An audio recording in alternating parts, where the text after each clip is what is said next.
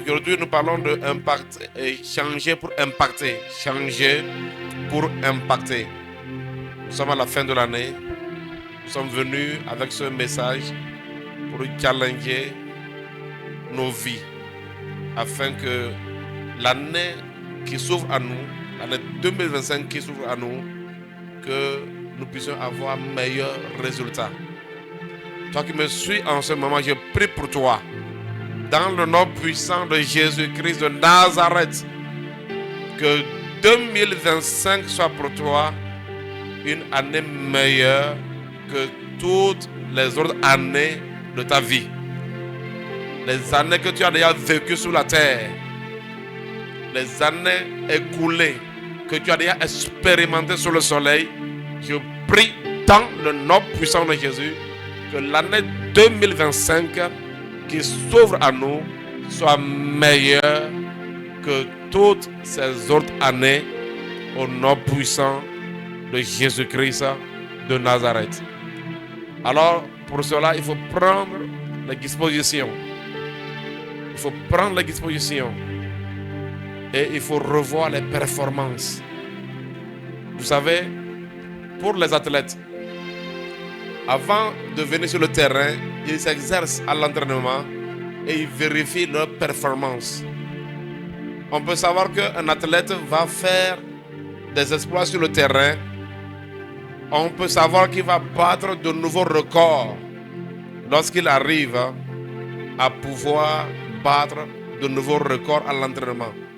Cela veut dire que si vous voulez vraiment avoir un nouveau record, vous devez changer vos performances.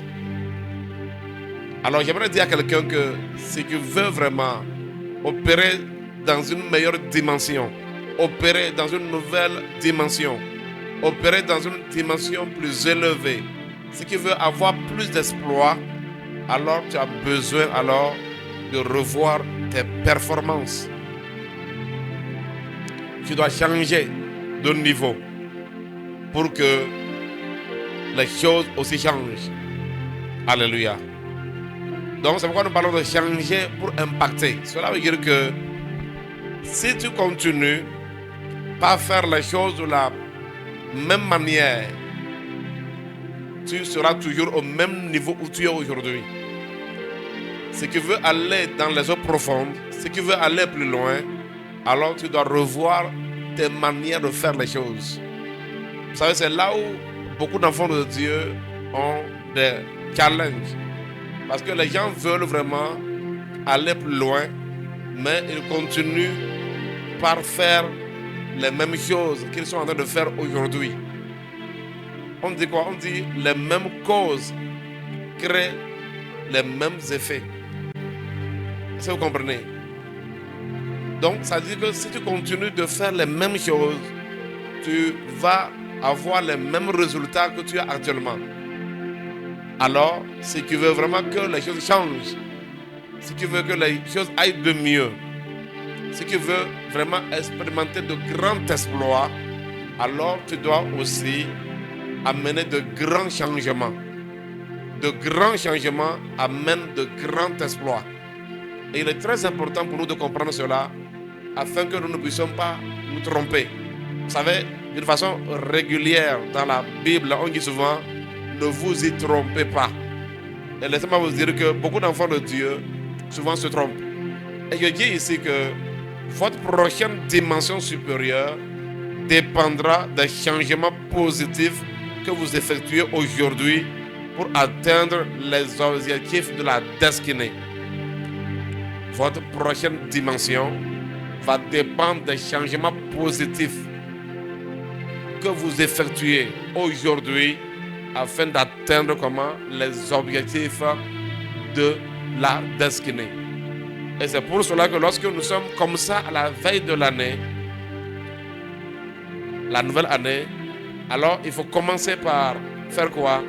Il faut commencer par faire un bilan. Vous devez forcément faire un bilan de votre vie dans l'année 2024. De janvier à décembre, qu'est-ce que vous avez eu à faire? qu'est-ce que vous devez améliorer? Qu'est-ce que vous devez changer? Qu'est-ce qui a été et qu'est-ce qui n'a pas été? Alors il est très important pour vous d'avoir un temps pour faire ce bilan. Et ce bilan, vous devez le faire sur le plan spirituel. Le bilan de votre vie spirituelle. Comment a été votre vie spirituelle au cours de l'année 2024? Et vous savez que le spirituel conditionne tout. Donc cela veut dire que si nous voulons vraiment amener de l'amélioration dans notre destinée, dans notre vie, alors nous devons aussi amener de l'amélioration, nous devons amener une révolution dans notre vie spirituelle. Mais déjà, quelles ont été tes performances spirituelles en 2024? Quand il s'agit de la prière, tu peux évaluer combien d'heures de prière en 2024 à ton actif. Tu as prié combien d'heures? Tu as pu prier combien d'heures par jour? Alors déjà, avec tout ce que tu as eu à faire, tu peux déjà voir un peu les résultats que tu as maintenant. Est-ce que tu es satisfait de ces résultats-là? Donc, un bilan spirituel est obligatoire. Tu dois revoir comment est-ce que tu as médité la parole de Dieu. Est-ce qu'au cours de l'année 2024, tu as pu même finir un seul livre? Est-ce que tu as lu ne serait-ce que l'évangile de Jean en totalité, ou bien est-ce que tu as touché à l'épître de Jacques en totalité, ou quel épître as-tu lu totalement? As-tu lu toute la Bible? Qu'as-tu fait comme avancé ou avancement dans le domaine de la méditation de la parole? Qu'as-tu ajouté? Quelles sont les révélations que le Seigneur t'a données au cours de cette année 2024? Et qu'as-tu fait de ces révélations? Parce que vous savez, je connais aussi des chrétiens qui chaque fois reviennent avec de nouvelles révélations. Oh non, Dieu m'a révélé ci. Oh, Dieu m'a dit ça. Mais qu'as-tu fait de tout ce que Dieu t'a dit? Qu'as-tu fait de ces révélations? Et quel a été l'impact? Quel a été le résultat de ces révélations sur ta marche avec le Seigneur? Bien-aimé dans le Seigneur, étant à la veille, ou je peux encore dire étant à la porte de l'année 2025, faire un bilan spirituel est une obligation pour tout enfant de Dieu sage. Parce que si tu veux que les choses puissent bouger davantage que l'étape où tu es actuellement, alors le bilan te permettra de revoir tes performances et maintenant d'améliorer, d'augmenter les performances pour vraiment optimiser un résultat. Cela est très important, bien aimé dans le Seigneur. Vous savez, il ne faut jamais se tromper. Il ne faut jamais penser que Dieu va venir faire la cuisine pour toi. Il ne faut jamais penser que Dieu va venir te donner de l'eau à boire. Non. Et c'est ce que beaucoup d'enfants de Dieu font. Ils pensent que Dieu viendra faire tout. Ne pense jamais que Dieu viendra aller à la pêche pour toi. Jamais. Donc cela veut dire que même si Dieu t'aime, si Dieu t'aime tellement, alors il y a des choses qui sont laissées à ton compte. Si tu n'agis pas, tu n'y auras pas de résultat, même si Dieu, tu es le bien-aimé du Seigneur. Il y a des choses que c'est toi qui dois faire.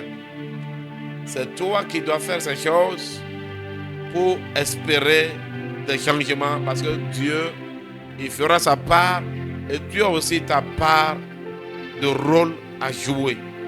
Et il est très important de comprendre cela et de ne pas se laisser tromper. Donc, ne sois pas toujours sur la même fréquence et tu veux avoir plus de résultats. Non. Ton niveau actuel est lié à ta consécration d'hier. Ton niveau actuel est lié à la manière dont tu t'es appliqué hier. Alors, si tu veux changer de niveau, tu dois revoir les performances. Tu dois augmenter au niveau de la consécration. Alléluia. Alors, il faut forcément faire un bilan spirituel. Il faut forcément faire un bilan familial. Hein, au niveau de la famille, comment a été la famille, ta relation avec tes enfants, ta relation avec ta femme. Hein, il doit avoir ton bilan professionnel. Comment a été ta relation sur le plan professionnel, ta relation avec tes collègues, ton patron. Hein, c'est-à-dire comment as-tu été au service, qu'est-ce qui s'est passé par rapport au retard, à la promptitude, au résultat. Donc tout cela, tu dois voir cela. Vous devez faire un bilan au niveau de, par rapport à vos objectifs. Quels ont été les objectifs? C'est peut-être à Dieu que je viendrai peut-être parler un peu quand nous parlons de planification. Quels ont été tes objectifs de 2024? Et par rapport à ces objectifs-là, tu es où par rapport à cela? Il est très important, frère, de faire une évaluation de cela. Alléluia. Et je prie vraiment que tu puisses faire cela avec le Saint-Esprit. Parce que vous savez, il y a des gens là, quand on leur demande de se noter là, vous voyez, imaginez par exemple un professeur qui demande à un élève de corriger sa propre feuille de mathématiques. Qu'est-ce qu'il va dire? Il va se donner 18. Et c'est comme ça que certains sont aussi. Il y en a, ils ne sont jamais sincères avec eux-mêmes, toujours en train de se tromper. Alors que tu veux plus de résultats et toi-même tu vois tes résultats, tu sais que ce n'est pas ça. Donc ici, la personne viendra te noter. Quand il s'agira de faire le bilan de l'année, personne ne viendra te noter. C'est toi-même qui va vraiment voir par rapport à tes objectifs. Qu'est-ce que tu as pu faire dans tes objectifs? Où est-ce que ça a fonctionné? Où est-ce que ça n'a pas fonctionné? À toi vraiment de voir tout cela. Et il faut que tu sois sincère. Parce que ce qui n'est pas sincère là, alors tu n'auras que tes yeux pour pleurer encore dans la nouvelle année qui vient. Mais je déclare et je décrète que cela ne sera jamais ton partage au nom puissant de Jésus. 2025 sera pour toi meilleur des années. Alors c'est pour cela que nous devons commencer par nous préparer.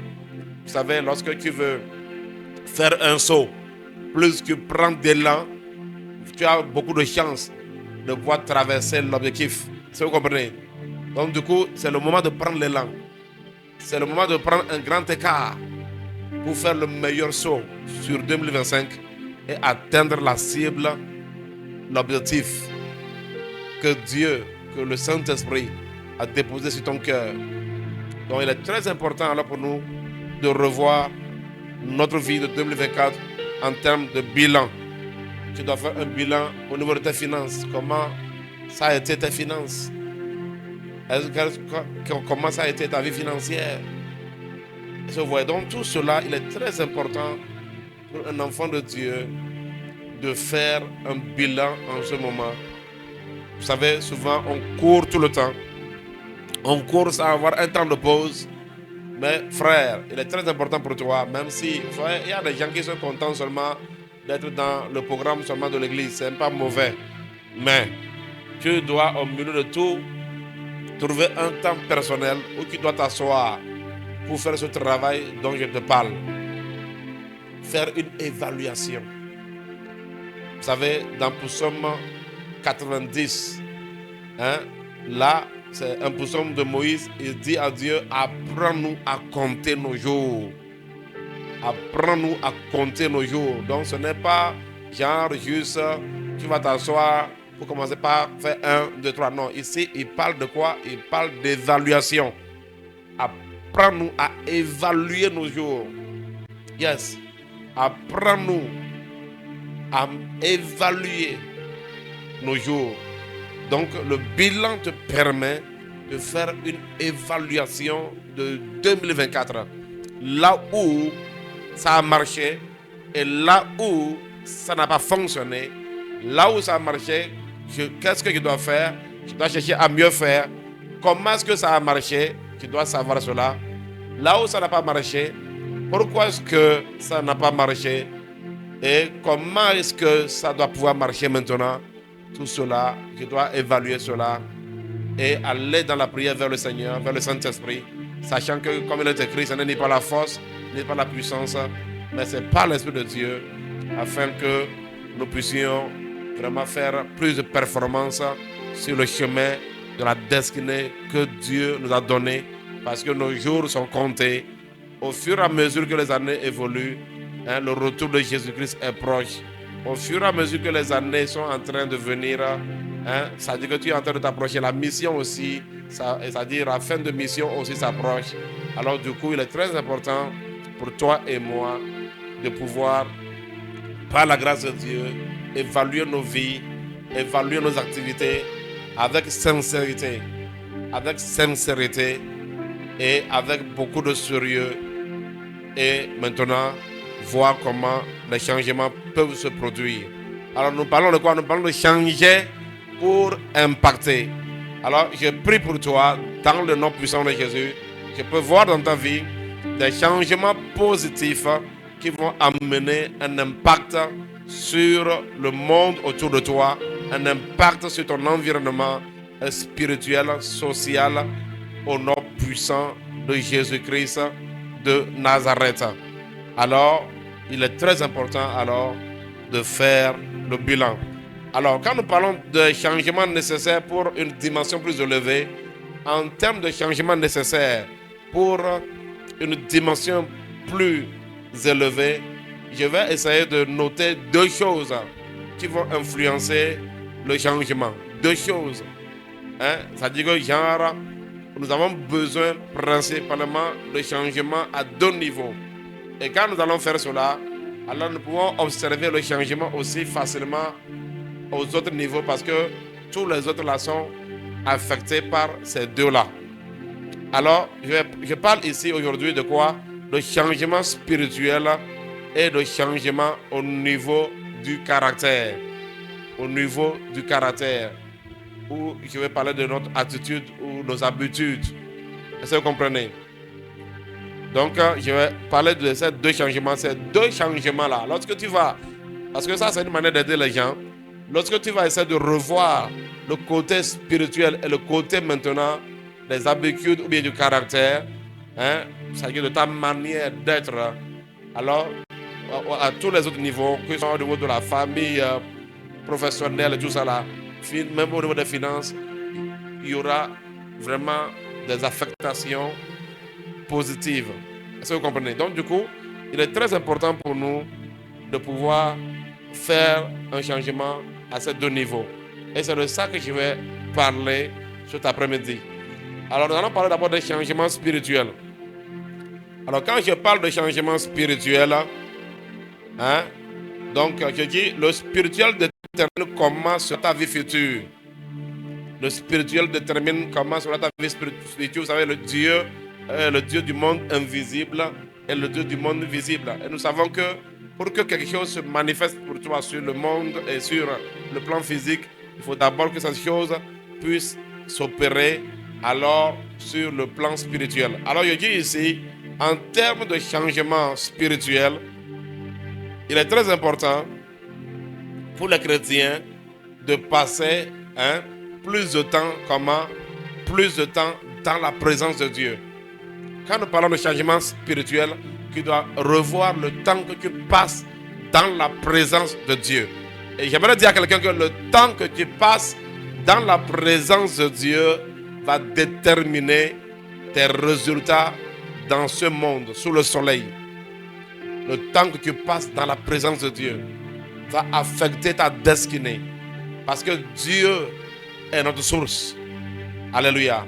Jésus-Christ est notre rocher, c'est-à-dire notre fondation. Il est le roc sur lequel nous sommes supposés prendre appui. Alors il est très important que le chrétien comprenne cela, qu'il doit vraiment maximiser son temps dans la présence de Dieu. Et j'ai déjà parlé, quand j'ai parlé de bilan au niveau de la vie spirituelle, j'ai parlé de ça, j'ai parlé de la vie de la prière, la vie de la méditation, la vie de jeûne que tu as, alléluia, la vie de la communication avec le Saint-Esprit, et ton engagement par rapport aux principes de Dieu, les principes de la dîme, les principes des offrandes, les principes des prémices, tout cela compte par rapport au domaine spirituel. Alléluia.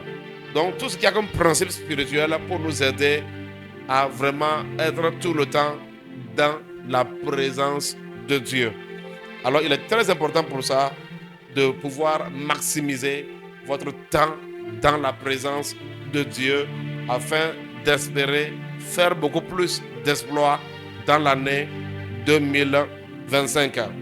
Alors je dis ici que face aux défis qui sont présents, vous savez, les défis de la famille, les obligations que nous avons, les distractions, les réseaux sociaux, ouais, tout cela vient challenger une vie de consécration pour pouvoir vraiment passer plus de temps dans la présence de Dieu. Vous savez, aujourd'hui, avec c'est-à-dire les réseaux sociaux, le téléphone, les Android, tout ce que vous avez comme vraiment système téléphonique, tout cela est en train de prendre vraiment beaucoup d'ampleur, de challenger la vie de consécration. Mais au milieu de ça, le chrétien doit faire alors beaucoup d'efforts. Vous savez, il y a plus de challenges de nos jours de pouvoir demeurer dans la présence de Dieu qu'avant-hier.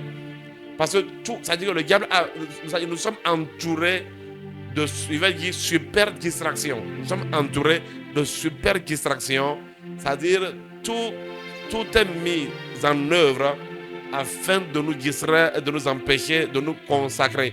Alors il y a plus de challenge de se consacrer aujourd'hui que dans les temps passés. Alors, bien dans le Seigneur, pour cela, pour relever ce défi-là, alors tu ne peux jamais seulement te laisser aller comme ça. Tu as besoin vraiment de prendre des décisions. Tu as besoin vraiment de t'efforcer. Comme Jésus a dit, efforcez-vous d'entrer dans le royaume de Dieu. Donc tu as besoin de fournir des efforts. Tu as besoin vraiment de plus d'engagement.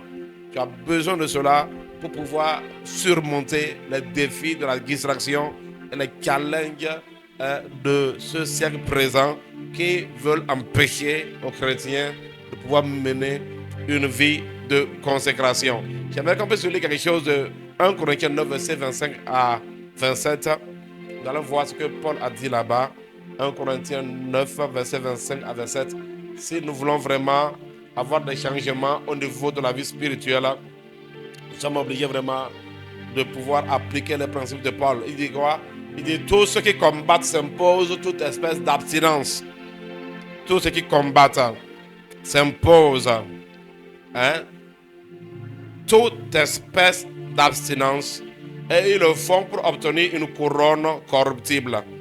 Mais nous, faisons-le pour une couronne incorruptible. Donc ça veut dire que nous devons vraiment nous mettre dans des abstinences. Regardez, on dit, il s'impose toute espèce d'abstinence.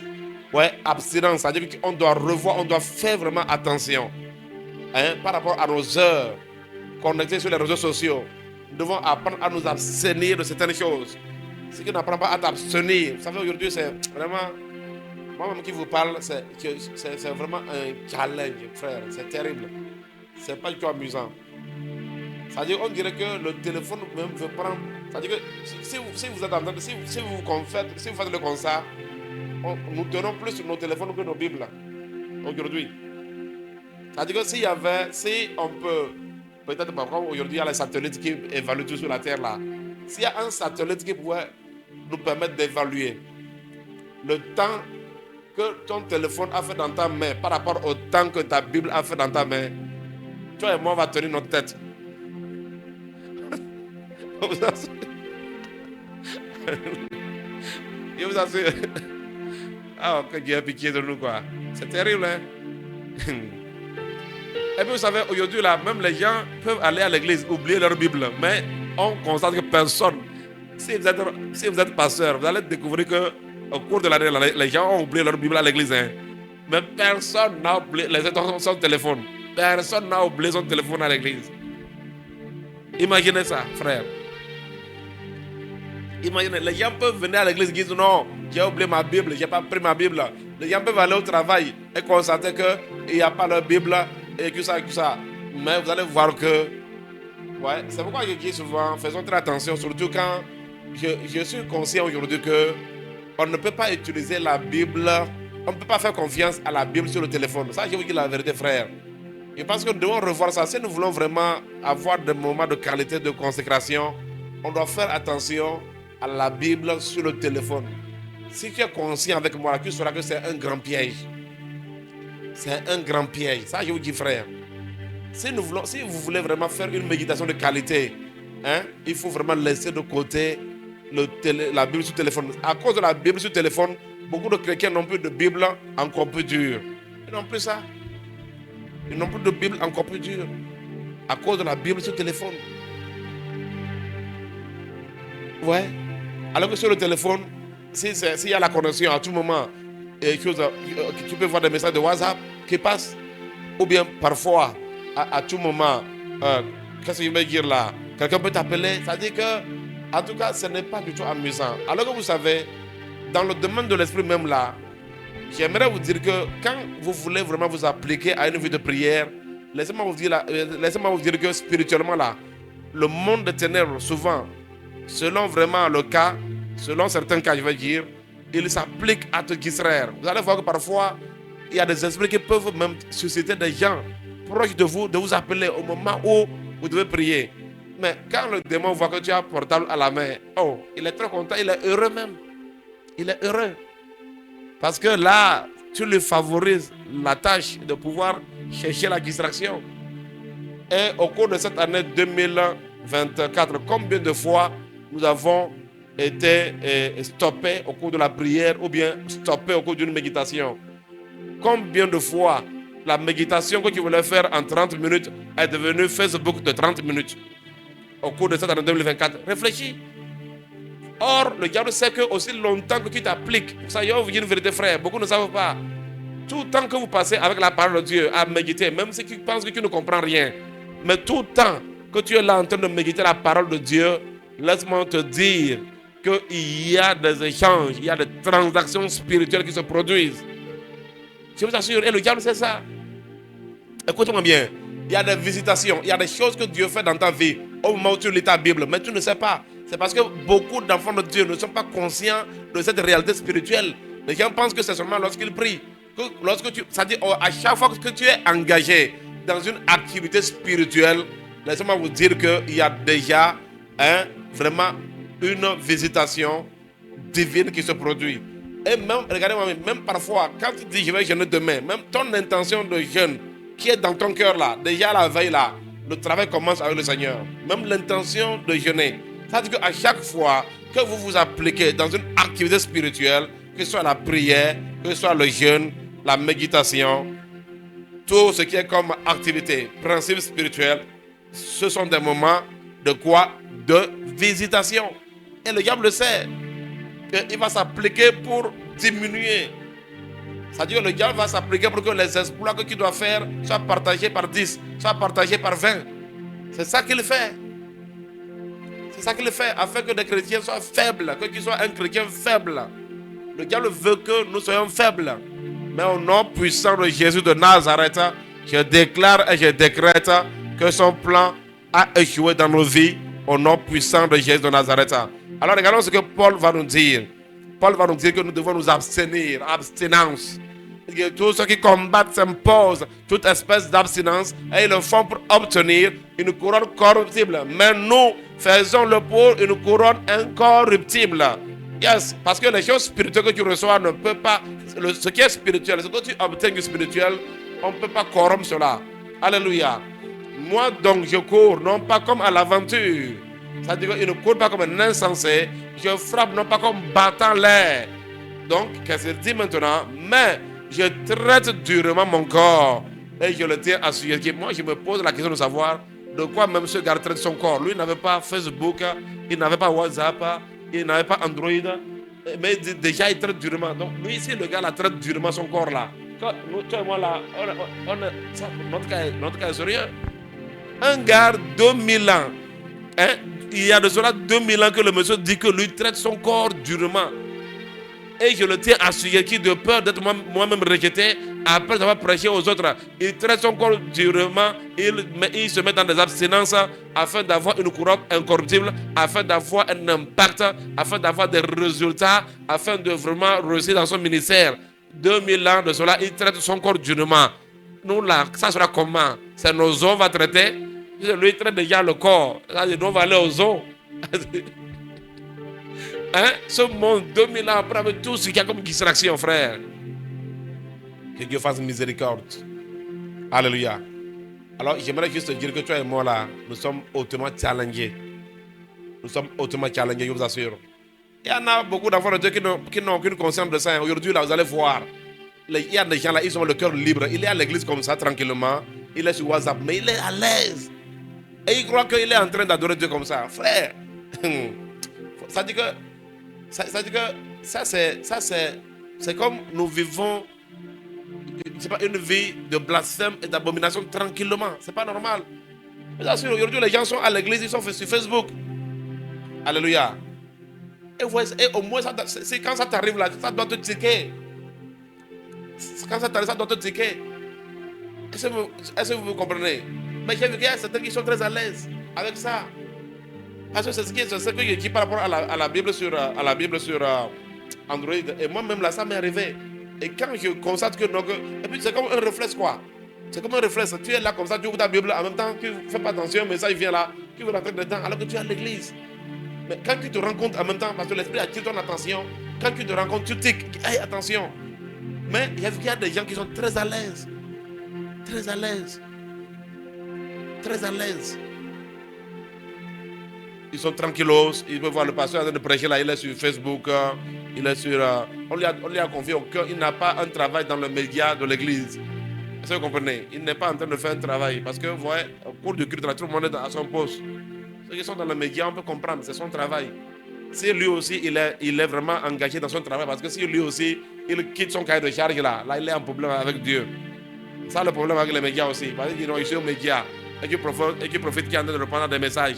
Tu es hors ton cahier de charge. Là, ça devient un problème. Alors, bien dans le Seigneur, il est très important. Nous devons vraiment nous imposer. Paul parle de toute espèce d'abstinence. Alors, frère, ce qui veut vraiment de grands changements au niveau de ta vie et de ta destinée, tu dois revoir ton impact spirituel. Tu dois revoir ta vie spirituelle. Prenez avec moi Job 22, verset 28. Job 22, verset 28. Job 22, verset 28. Là, Job va dire quoi? Il dit, à tes résolutions répondra le succès et sur tes sentiers brillera la lumière. Frère, toi et moi, nous devons prendre des résolutions. On ne peut pas continuer de faire les mêmes choses. On ne peut pas nous laisser aller. Paul dit, je cours non pas comme battant l'air. On ne peut pas se mettre à battre l'air. Il dit, je cours non pas comme à l'aventure. Frère, toi et moi, on ne peut pas se laisser aller à l'aventure et espérer des changements. Est-ce que vous comprenez? Quand tu es là comme ça, en aventure, quand tu te laisses aller à n'importe quoi, alors c'est là où les gens commencent à pleurer des larmes de crocodile. C'est quoi les larmes de... Parce que le crocodile, je ne sais pas si quelqu'un a vu le crocodile pleurer.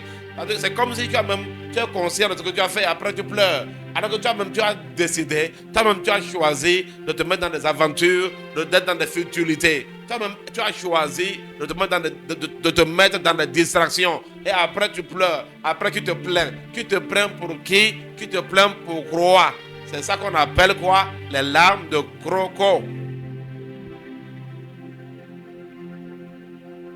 Tu dois apprendre au moins à assumer tes erreurs. Surtout quand tu sais, mais tu fais quand même. Nous savons, mais nous faisons quand même. Mais nous espérons un changement. Et parfois nous nous plaignons de Dieu. Oh, pourquoi Dieu? Pourquoi Dieu?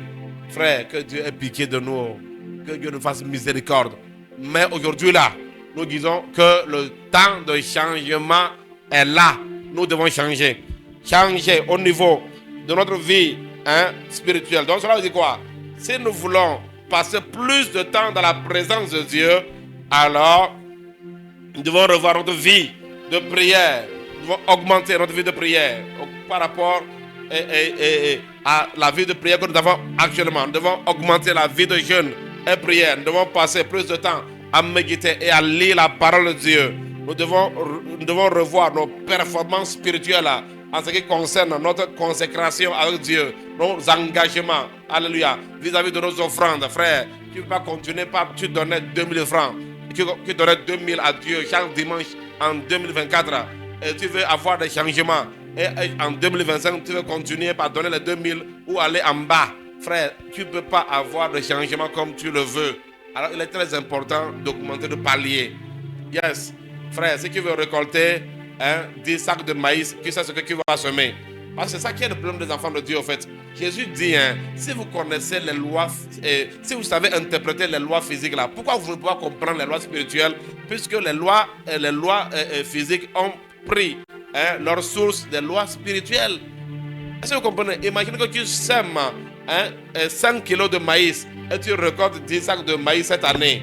L'année prochaine, si tu sèmes encore les 5 kilos, ce qui est sûr, c'est que tu vas tourner toujours autour de 10 sacs. Mais si tu veux avoir plus de cela, maintenant que tu as semé 5 kilos de maïs et que tu as récolté 10 sacs, tu dois être conscient et maintenant, si tu veux encore avoir des changements, tu dois maintenant semer comment? Tu dois semer maintenant 5 kilos au moins ou 15 kilos pour espérer avoir 25 sacs. Il y en a qui vont dire que non, que est-ce que vraiment ils ont récolté les 10 sacs. Mes frères, ce que les gens ne font pas, c'est pourquoi il y a qui te fait le bilan. Tu seras étonné que si tu fais le bilan de tes dépenses, tout ce que tu as engagé comme argent cette année 2024 là, si tu arrives à compter ça, tu seras étonné. Et tu vas découvrir que c'est toi-même qui as envoyé l'argent dans un puits, tu as envoyé l'argent dans les toilettes et tu as tiré la chasse. Ça veut dire que c'est pour dire que tu vas découvrir que c'est toi-même qui as jeté l'argent par la fenêtre. Sinon, Dieu, lui, il a amené la provision que tu n'as pas su gérer. Et en dehors de l'argent, il y a des choses qu'on ne peut pas évaluer en argent. Il y a des choses qu'il a eu à te faire. Est-ce que vous comprenez, frère? Mais il est très important pour toi de t'appliquer par la foi à toujours revoir ta manière de donner. Yes, tu sèmes 5 kilos. Chaque fois que tu as 5 kilos, tu auras les résultats. On dit celui qui sème moisson. On dirait que ces enfants de Dieu là, j'ai l'impression qu'ils lisent la Bible à travers des lunettes. Je ne sais pas si c'est noir. Parce que les gens lisent. On dit celui qui sème peu, moissonnera peu. Celui qui sème abondamment, va moissonner abondamment. Toi, tu continues de semer peu. Tu es toujours dans le peu. Qu'est-ce que tu auras? Peu. Tu auras peu, frère. Donc, ça veut dire que tu dois revoir tes performances. Tu dois changer pour impacter. Il faut comprendre ces choses, mes frères. Alléluia. Tu dois revoir cela. Revoir ta relation avec le Seigneur, avec le Saint-Esprit. Ta communion fraternelle avec les autres, les frères. Alléluia. Comment est-ce que tu t'exposes aux autres grâces que Dieu a accordées à son corps? Alléluia. Comment est-ce que tu t'exposes aux autres grâces? Tu dois revoir cela. Donc, ouais, il faut vraiment que nous puissions nous engager dans des activités spirituelles et qui doivent beaucoup plus t'appliquer. Et pour cela, vous allez voir, il nous faut simplement revoir le côté des distractions, le temps passé au niveau des distractions. Comme je te dis, si quelqu'un va essayer d'évaluer le temps où le portable est dans nos mains par rapport au temps où la Bible est dans nos mains, on sera étonné. Mais que Dieu ait pitié de notre génération, que Dieu ait pitié de nous. Alléluia. Mais ça doit changer. Alléluia. Alors, pour cela, il faut beaucoup de discipline, il faut beaucoup d'abstinence. Alléluia. Maintenant, je viens au niveau au second changement. Parce que vous savez, au niveau du changement spirituel, c'est ça qui t'applique. Vraiment, au niveau de la prière, le jeûne, les activités spirituelles, tu t'appliques dans la présence de Dieu. Maintenant, il y a une chose maintenant, autre chose qui va déterminer maintenant des changements et l'impact autour de toi, c'est ton caractère. Tu dois faire attention à ton caractère. Alors je dis ici, le changement de votre caractère, cela est lié à votre obéissance de la parole de Dieu. Cela veut dire que, en fait, c'est quoi le changement de caractère? C'est ça. Ton changement de caractère sera maintenant lié. Parce que tu t'es appliqué maintenant dans la présence de Dieu. Oh, tu as médité la parole, tu mènes une vie de prière, c'est bon. Maintenant, ton application, c'est-à-dire l'application, l'obéissance à la parole de Dieu, là, c'est ça qui conditionne ton caractère. Le caractère d'un homme ne peut pas être différent de son obéissance à la parole.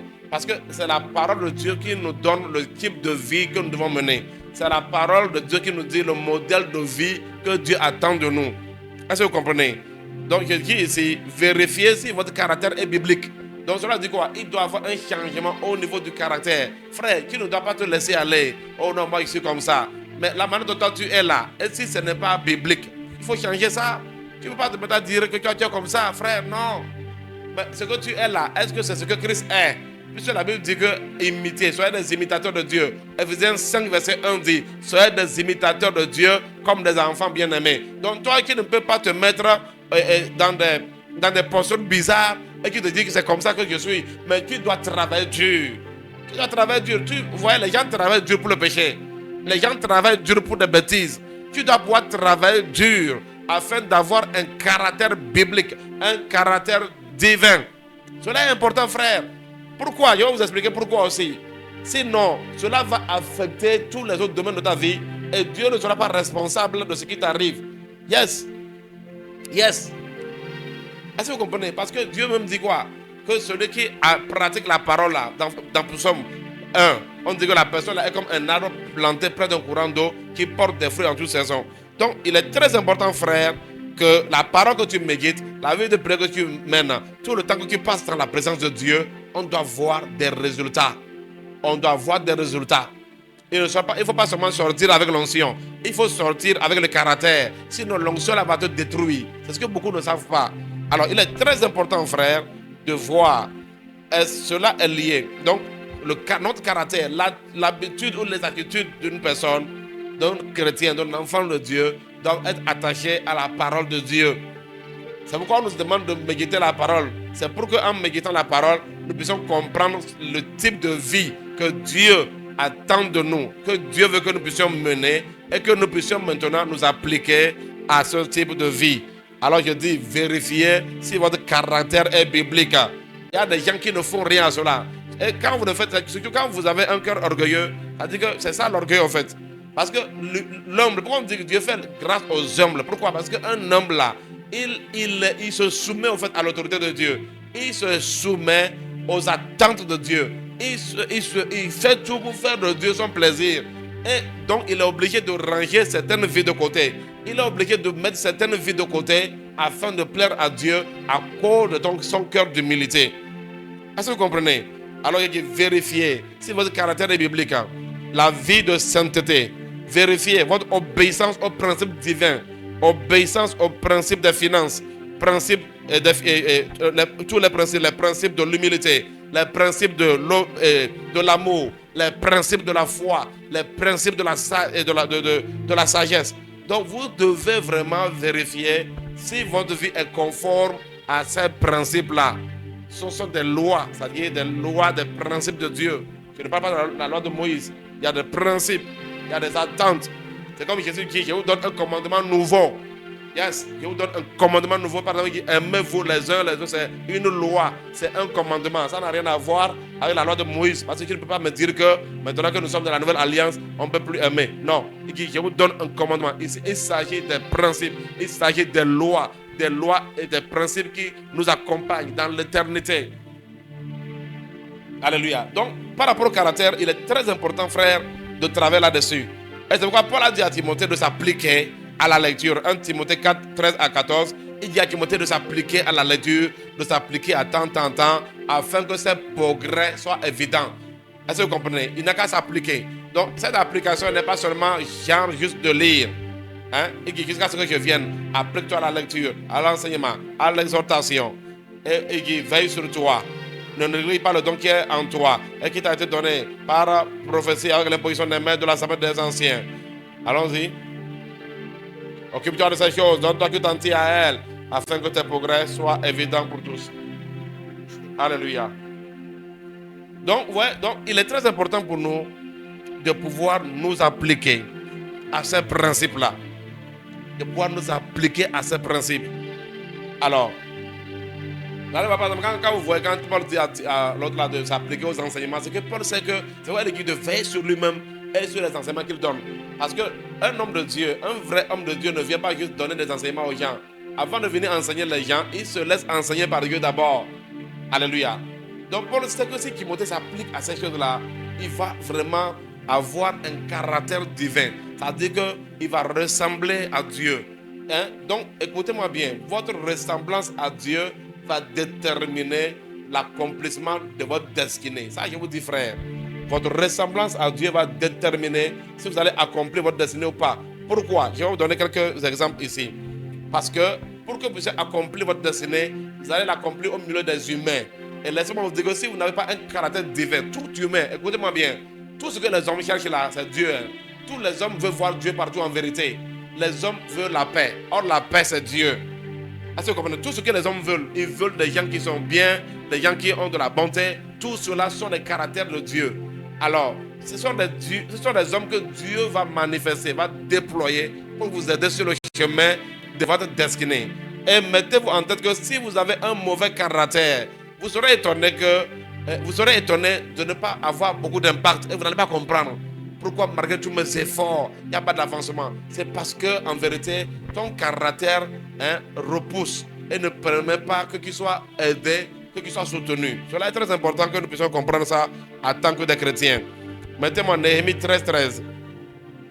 Néhémie 13:13. Donc, il faut chercher à avoir ce que nous appelons une bonne réputation. Alléluia.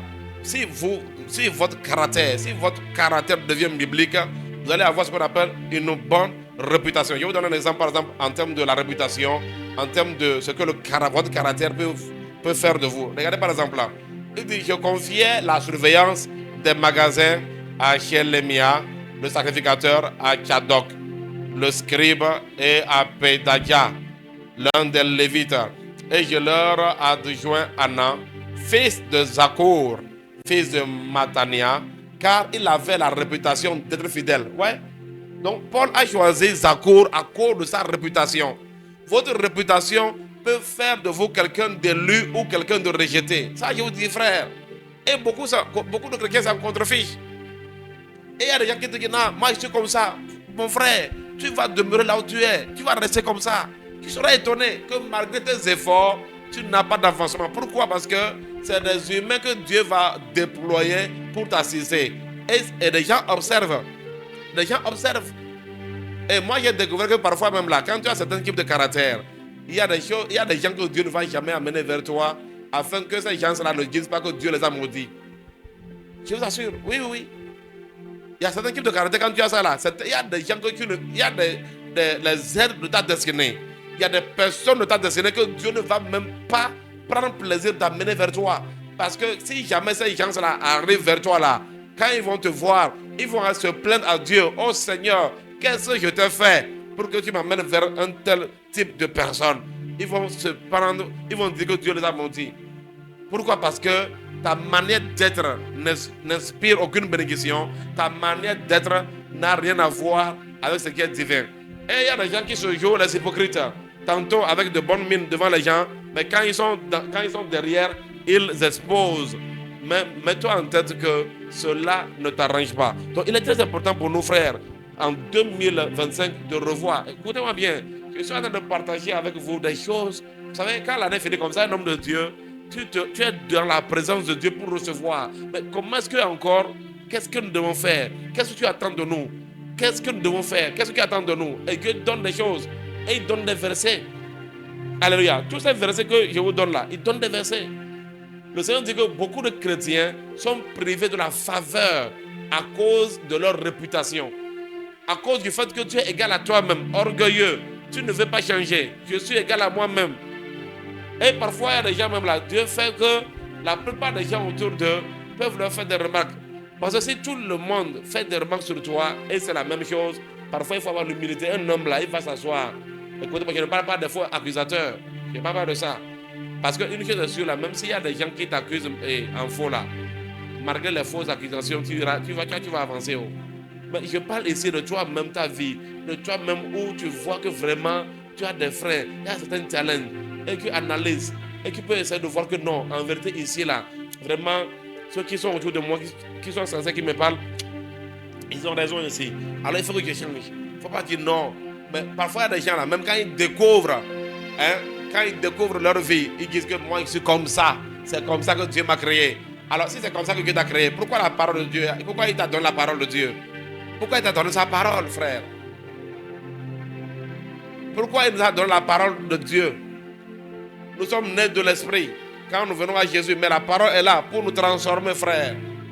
Alors, prenez avec moi Proverbe 22, verset 1. Ce côté de la réputation que j'ai dit là, regarde, il y a certaines personnes qui vraiment ont un engagement spirituel terrible. Non, ils sont spirituellement, ils s'appliquent, mais ils ne font rien sur leur caractère. C'est-à-dire, ton caractère, c'est ta manière. C'est-à-dire, ton caractère, c'est-à-dire, cela se fait remarquer sur ta manière de te mettre en relation avec ton entourage, avec tes prochains, ta manière d'être, ta manière de vivre, ta manière d'être au bureau, ta manière d'être avec tes patrons, ta manière d'être avec les gens, ta manière d'être avec tes parents, tes frères, à l'église, ta manière d'être là. Cela peut te réduire beaucoup de grâce si tu n'as pas vraiment des comportements ou bien un caractère biblique. Fais attention à ça, frère. Fais attention à ça. Si tu arrives à revoir ça, ça sera impressionnant. Regardez ce qu'on dit, la réputation. Parce que votre réputation dépend de votre caractère, de vos attitudes. Et la réputation est préférable à de grandes richesses. Et la grâce vaut mieux que l'argent et que l'or. Et je vais vous dire la vérité. Pourquoi il parle de la grâce? Vous savez ici, bon, en vérité, au niveau de... Vous savez, dans le français n'a pas vraiment de mots. Parce que quand on met grâce, les gens n'arrivent pas à s'en sortir. Nous savons que la grâce et la faveur imméritée. Mais ici, là, il veut parler de la faveur. Je vais vous montrer un peu le mot bientôt. Donc ici, la réputation est préférable à de la grande richesse. Donc ici, là, il parle de la grâce, c'est-à-dire la faveur qui vient de votre réputation. Ici, en fait, on veut faire comprendre qu'il y a une faveur qui va venir sur vous compte tenu de votre réputation. Le caractère que vous avez peut attirer sur vous la faveur ou vraiment la disgrâce à cause de comment tu es. Oh, vraiment, cet homme-là, non, c'est un homme de bien. Oh, cette fille-là, vraiment, c'est une fille vraiment sérieuse. Regardez par exemple, combien de filles, quand je parle, allons-y terre à terre même, laissez-moi aller un peu terre à terre. Combien de filles passent à côté du mariage parce que tous les garçons de l'église là, quand ils te voient, ils voient plutôt une zombie, ils voient plutôt une femme à plusieurs hommes. Comment tu veux qu'ils viennent? Allez vous renseigner chez les garçons. Les gens, ils ont peur. Cette fille-là, même quand quelqu'un veut venir vers toi là, les gens la veulent qu'ils la soeur là, parce que ça a trouvé que 4 à 5 garçons de la même église ont couché avec toi. Tu deviens maintenant quoi? Tu deviens maintenant un panneau interdit. Et c'est ça le challenge. Donc votre réputation, votre caractère de vous laisser aller à la fornication peut être un obstacle à votre mariage. C'est-à-dire que votre caractère de fornication, votre vie de fornication peut devenir une disgrâce. Votre caractère peut empêcher les gens de vous écouter. Il y a beaucoup d'hommes de Dieu, ils pensent que les gens les écoutent. Les gens sont là seulement, ils ont pitié de toi. Parce que le caractère que tu as, quand tu viens après pour prêcher, certains, ils ont juste de la simple pitié. C'est pourquoi, en tant qu'homme de Dieu, on doit faire très attention à notre manière d'être. Vous savez, je vais vous dire une vérité. Quand le méchant t'accuse là, vous savez, les jaloux. Il y a des gens jaloux, des méchants qui disent du mal de nous. Mais laissez-moi vous dire que ces méchants-là, même quand ils parlent là, au fond d'eux là, ils savent que ce qu'ils disent c'est faux. Et vous allez voir que des gens comme ça, tu peux continuer même pas à les impacter. Mais quand certaines personnes découvrent vraiment certaines choses en toi, parce que tu refuses de les travailler, de les traiter, tu verras que toi, ça veut dire que les gens seront avec toi par compassion, ou bien les gens seront avec toi à cause d'une autre personne. Il y a des gens qui ne savent pas ça. Il y a des gens qui sont avec vous à cause d'autres personnes. C'est-à-dire que parce que tu es en relation avec telle personne, ils sont avec toi. Sinon, ça a trouvé qu'ils ont disparu de ta vie depuis. Mais étant là quand même, tu ne vas pas les sentir. Tu ne vas pas les sentir, je vous assure. Quand quelqu'un a un sale caractère, il y a des gens qui vivent avec lui juste parce qu'il est le père de ci. Il y a des gens qui sont avec toi parce que tu es l'enfant de leur patron. C'est tout, hein. Tu es un voyou, mais ils te supportent parce que tu es l'enfant du patron. Ouais, un peu ça, non? Mais ces gens-là, leur cœur est fermé par rapport à toi. C'est de ça que je vais expliquer. Quand quelqu'un ne développe pas un caractère, cela vraiment éloigne de lui la grâce. Cela amène la personne à vivre dans la disgrâce. Une fille qui ne veille pas sur son caractère, cela amène la disgrâce. Cela amène la disgrâce. Je vous assure, faisons très attention. Hein? Récemment, là, il y a quelqu'un qui avait peur. Il avait peur d'épouser une fille. Et il était en train de me dire que, mais, de regarder comment la fille là se comporte avec sa mère. Vous voyez, le caractère que la fille là a envers sa maman, ça fait que le monsieur avait commencé par avoir peur. Vous voyez comment le caractère peut avoir la disgrâce. Et j'en parle parce que c'est ça qui est le problème de beaucoup d'enfants de Dieu. Ils se demandent, mais où se trouve notre problème? Mais c'est là-bas, frère. C'est là-bas. Ça veut dire quoi? Ça veut dire que nous devons davantage, toi et moi là, nous devons travailler notre caractère, travailler nos comportements, afin que ces comportements-là soient, c'est-à-dire que nous devons avoir un caractère pieux, un caractère biblique. C'est-à-dire que nous devons davantage ressembler à Christ. Cela est très important. Ceux qui vont regretter cela, ceux qui ne vont pas comprendre ces principes, ils seront des chrétiens, mais ils seront étonnés que la faveur n'est pas avec eux comme il faut. Ils ne sont pas soutenus. Il y a des gens, ils sont obligés de crier sur les gens, d'oppresser les gens, de comprimer les gens pour être aidés. Et ça, c'est malheureux. C'est malheureux. Or, si vous avez le caractère de Christ, vous allez voir que les gens vont vous entourer et vous aider et vous accompagner avec amour. Mais il ne faut pas que les gens t'accompagnent malgré eux-mêmes. Donc, il est très important de voir le côté de notre réputation. Regardez par exemple Proverbe 3, verset 3 à 4. Proverbe 3, verset 3 à 4. Nous allons voir un passage là-bas. Et ici, là, même ceux qui n'ont rien retenu du côté de caractère, là, je veux que tu retiennes quelque chose ici. Il dit que la bonté et la fidélité ne t'abandonnent pas. Lis-les à ton cou et écris-les sur la table de ton cœur. Tu acquerras ainsi de la grâce et une raison saine aux yeux de Dieu et des hommes. Il y a des gens qui disent que non, si vraiment je suis bien avec Dieu, ça me suffit. Mon frère, c'est bon. Mais si tu penses, parce que déjà même là, si tu as un sale caractère, ce n'est pas avec Dieu que tu seras bien. Si tu ne travailles pas ton caractère, comme je le dis, une vie de fornication, une vie de mensonge. Il y a des gens qui ne vont jamais travailler avec toi compte tenu du mensonge. On dit non, ce monsieur-là, il manque comme il respire. Qui va faire business avec toi? Qui va faire business avec toi, frère? Vous voyez, c'est là où il vous dit que beaucoup de chrétiens, ils ne se rendent pas compte. Parce qu'il y en a qui disent non, moi c'est comme ça. Moi c'est comme ça. Tu es là. Imaginez, il y a des gens qui ne comprennent même pas que leur manière de se présenter comme un voyou, ça donne la peur. Qui va t'engager? Tu vas chercher de l'emploi, tu te présentes comme un voyou. Qui va t'engager? Qui va t'employer? Donc vous ne pouvez pas vous amuser avec ces choses-là en disant que non, moi Dieu est avec moi, ça suffit. Mais écoutez-moi bien, c'est les humains que Dieu va utiliser pour toi. Alors il est très important pour toi de faire attention à ton caractère, ta manière d'être, ton comportement, tes habitudes, tes attitudes. Même c'est ton caractère même qui affecte tes habitudes. Vous comprenez? Ta manière d'être là, cela est lié à ta personnalité. Le caractère, c'est la personnalité. La Bible dit que quoi? Que la bonté et la fidélité, c'est-à-dire la bienveillance et quoi? Et la loyauté. Et le terme fidélité là est traduit par émettre, ça veut dire vérité, intégrité, loyauté. C'est-à-dire qu'il dit que la vérité, que l'intégrité, la loyauté et la bienveillance n'ont qu'à être avec toi. Là, en ce moment-là, tu vas avoir la grâce. C'est-à-dire, ici, la grâce là, en vérité, c'est le mot faveur qui est approprié. Parce que quand on utilise la grâce là, tu ne peux pas comprendre. C'est le mot faveur qui est approprié. Parce que le mot traduit par grâce, en vérité là, ça vient de quoi? Ça vient de l'hébreu. Ça vient de l'hébreu et c'est kan. Le mot kan qui veut dire quoi? Faveur, acceptation. Faveur, acceptation. Donc là, le mot qu'on a, le français a utilisé grâce, en hébreu c'est kan. Et cela veut dire quoi? Cela veut dire que avoir la faveur, être accepté. Donc on dit quoi? Que la bienveillance et maintenant quoi? La vérité et l'intégrité et la fidélité soient avec toi. Ça sont les caractères de Dieu. C'est la manière d'être de Dieu. On dit si cela est avec toi, alors dis, tu vas avoir comment la faveur. Tu vas avoir le can, c'est-à-dire aux yeux de Dieu et aux yeux des hommes. Donc ça veut dire que cela est important. Parce que si ce que les hommes observent de toi est vrai, cela ne t'arrange pas. Et dans ça, il y a certaines personnes qui préfèrent s'enfermer dans le monde et se dire moi je suis comme ça, moi je suis comme ci. Mais c'est les mêmes gens-là qui vont pleurer devant Dieu avec des larmes de crocodile en disant que je n'ai pas ceci, je ne trouve pas ça, et ma vie n'avance pas, et tout ça, alors que quelque part, tu vis dans la disgrâce. Vous allez voir qu'aujourd'hui, là, les sociétés sérieuses, je ne parle pas des gens. Vous savez, il y a aussi des entreprises qui aiment des problèmes. Oui. Il y a des entreprises qui aiment des problèmes. Je ne parle pas des entreprises qui aiment des problèmes, mais les vraies entreprises, là, quand ils veulent recruter quelqu'un, là, on va te demander des références. Tu vas leur donner des noms des gens et tu vas voir, ils vont appeler ces gens-là pour vérifier. On va te demander de donner les numéros de là où tu as travaillé.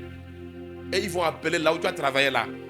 Et souvent, ils te demandent 2 à 3 numéros parce que ce qui est sûr, tout le monde ne peut pas mentir. Est-ce que vous comprenez? On va te demander là où tu, peut-être que là où tu as fait, là où tu as travaillé récemment, tu donnes. Et ils font des enquêtes. Ils vont faire des enquêtes d'abord avant d'employer. Parce que personne ne veut avoir des zombies avec lui. Mais vous allez voir que les sociétés aussi qui s'amusent là, on prend les gens seulement en désordre, on s'en fout. Mais ceux qui sont sérieux, ils font des enquêtes. Pourquoi? Parce que les gens veulent voir la réputation. Quelle est la réputation de la personne? Quelle est la réputation de la personne? Quelle est sa réputation? Parce que ça dit que ça a été trouvé que souvent là, quand les gens, la manière dont il est ici, quand il va aller à un autre endroit, c'est la même chose. Pourquoi? Parce que cette personne-là n'est pas en train de travailler sur lui-même. C'est ce que je suis en train de nous dire aujourd'hui. Changer pour impacter. Toi et moi là, nous devons chaque jour travailler sur nous. Et pour ça, il faut de l'humilité, de se regarder dans un miroir. Quels sont les côtés de moi qui n'arrangent pas les choses? Hein? Quels sont les côtés de moi qui fait que même l'homme de Dieu, c'est-à-dire l'homme que Dieu a envoyé pour m'épouser là, l'homme que Dieu a envoyé pour t'épouser, quand il vient, il voit plutôt une musaraigne, il voit plutôt un dragon. Pourquoi? Hein? Pourquoi la femme qui vient pour m'épouser là, elle voit plutôt un serpent, alors que c'est la femme que Dieu a envoyé pour m'épouser, mais elle vient trouver que c'est un serpent qui est là. Pourquoi? Donc je dois travailler. Je dois travailler. Il y a des gens qui sont dans les églises. Vous êtes dans des églises avec de sales caractères. Et souvent, les gens ne savent pas que parfois dans les églises là, il y a des gens qui veulent aider leurs frères. Beaucoup, à cause de ton caractère. Il y a beaucoup qui pouvaient t'aider dans la même église. Mais personne ne décide même de te faire quoi que ce soit. Il y a ça aussi qui compte, frère. Il y a ça qui compte. Il y a ça qui compte, frère. C'est pourquoi nous devons travailler sur nous-mêmes. Alors, frère, le message, c'est quoi? Nous sommes à la veille de 2025. Laissez-moi vous dire la vérité.